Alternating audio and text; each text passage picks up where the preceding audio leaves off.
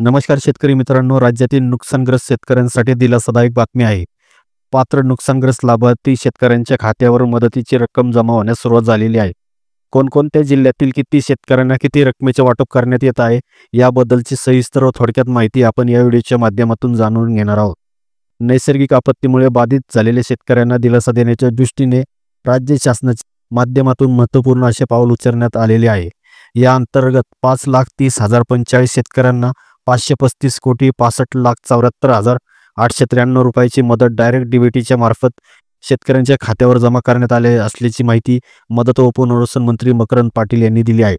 त्याबाबत 9 जानेवारी 2025 रोजी शासनाच्या माध्यमातून पत्रक प्रसिद्ध करण्यात आले आहे. हे मदतीचे पैसे शेतकऱ्यांच्या खात्यावर कशा प्रकारे जमा केले जाणार आहे याबद्दलची माहिती जाणून घ्या. शासनाच्या माध्यमातून शेतकऱ्यांची ई-केवायसी करण्यासाठी विशेष मोहीम राबवण्यात आली. त्यामुळे प्रलंबित प्रकरणाची पडताळणी जलद गतीने करण्यात आली. या धोरणात्मक उपक्रमामुळे बाधित शेतकऱ्यांना तात्काळ मदत करणे शक्य झाले असल्याची माहिती मंत्री मकरंद पाटील यांनी दिली आहे. मित्रांनो, तुम्ही स्क्रीनवर पाहू शकता की कोणत्या विभागातील किती जिल्ह्यातल्या किती शेतकऱ्यांना किती निधीचे वाटप करण्यात आलेले आहे हे पहा.